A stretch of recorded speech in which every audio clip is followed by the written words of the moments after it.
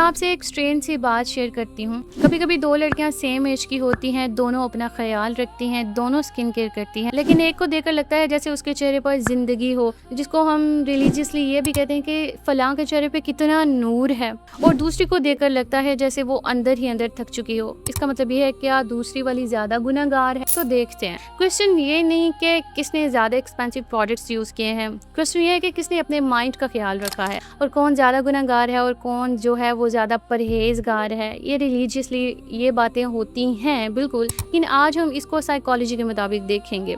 हम ये नहीं परख सकते कि कौन कैसा है। तो साइकोलॉजी कहती है कि हमारा फेस सिर्फ जेनेटिक्स का रिजल्ट नहीं होता, वो हमारे इमोशंस, हमारी डेली हैबिट्स और हमारे स्ट्रेस से रिलेटेड होता है, और हमारे अंदर चलने वाली हर छोटी बड़ी लड़ाई का भी आईना होता है।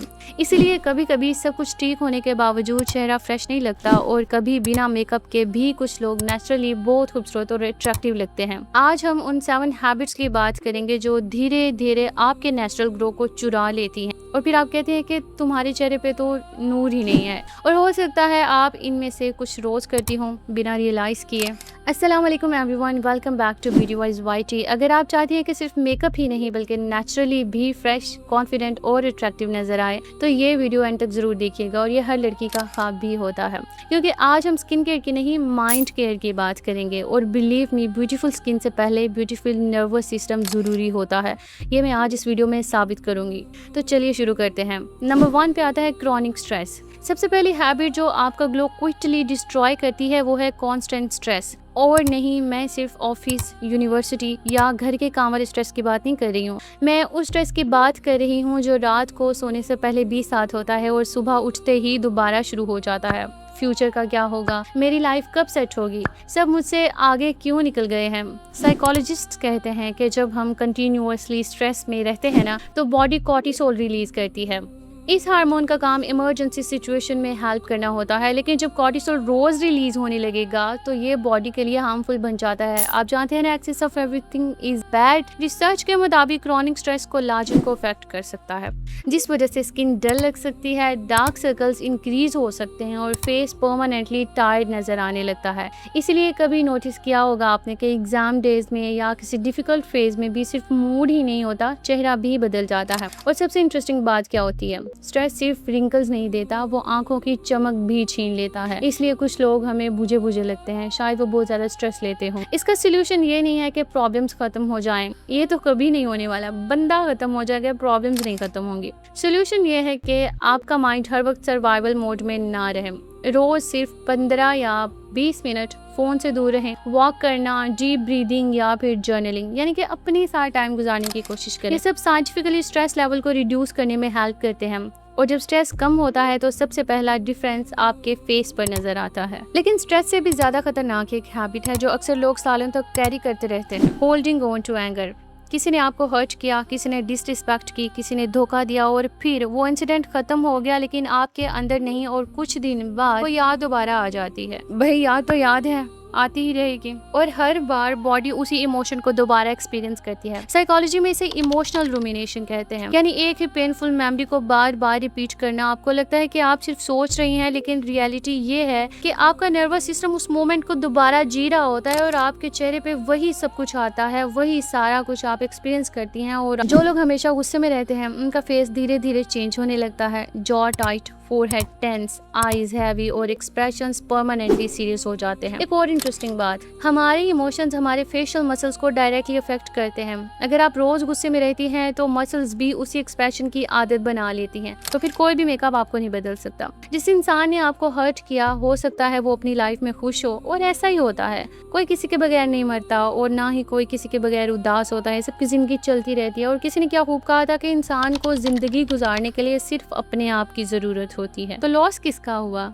कभी कभी मूव ऑन कर जाना सबसे पावरफुल डिसीजन होता है, और बिलीव मी, पीस सबसे ब्यूटीफुल मेकअप होता है। अब तीसरी हैबिट ऑलमोस्ट हम सब में है, और हम उसे हैबिट भी नहीं समझते, नेगेटिव कंटेंट डाइट। हम सब अपनी स्किन का ख्याल रखते हैं, हेल्दी फूड खाने की बात करते हैं, लेकिन कभी अपने माइंड की डाइट चेक की है? सोचिए, सुबह उठते ही सबसे पहले क्या देखते हैं? Instagram, TikTok, reels, news, comparison.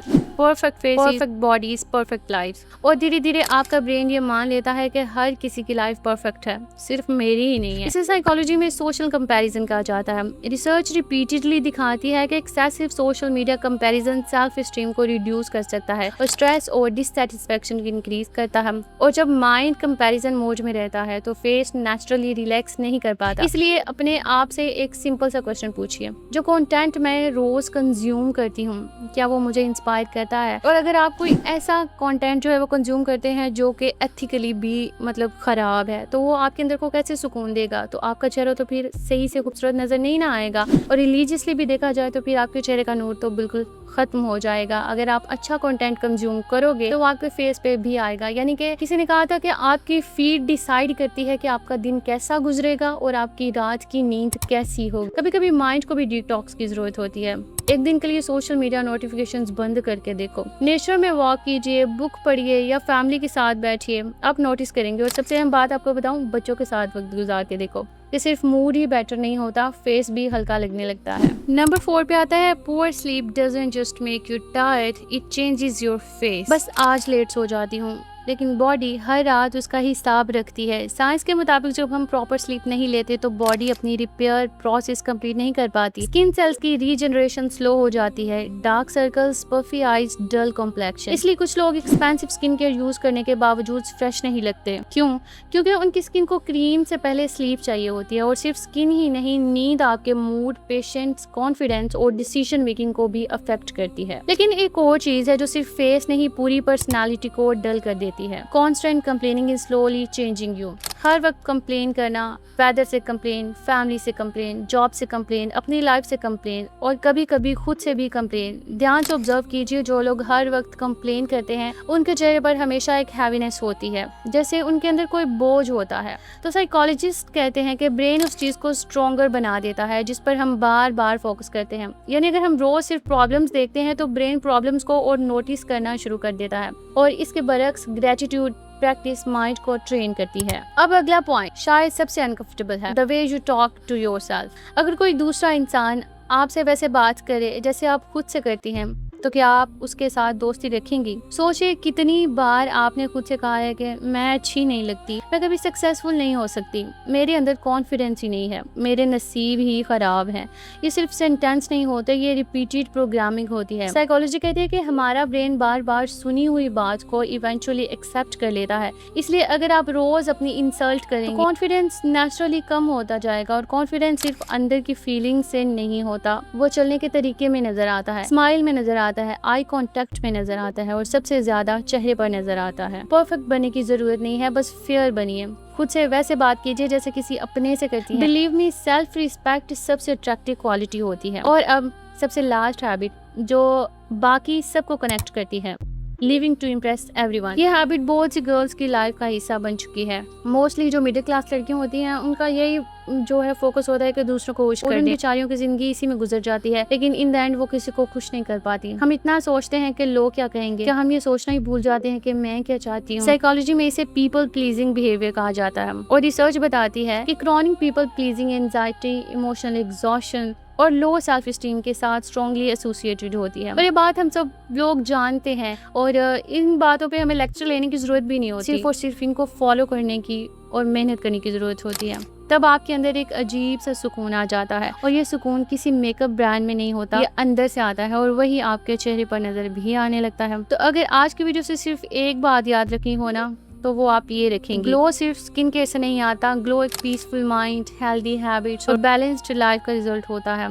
इसलिए अगली बार जब आप मिरर के सामने खड़ी होंगी, सिर्फ अपनी स्किन को मत देखिएगा, अपने स्ट्रेस को देखिएगा, अपनी नींद को देखिएगा, अपने थॉट्स को देखिएगा, अपनी कंपनी को देखिएगा और सबसे इम्पोर्टेंट अपने आप से अपना रिश्ता देखिएगा। क्योंकि जब अंदर से सुकून होता है तो उसकी रोशनी चेहरे पर खुद नजर आती है। इन 7 हैबिट्स में से कौन सी हैबिट आप सबसे पहले चेंज करने वाली है? मैं हर कमेंट पढ़ती हूँ। मिलते हैं नेक्स्ट वीडियो में, तब तक अपना ख्याल रखिएगा।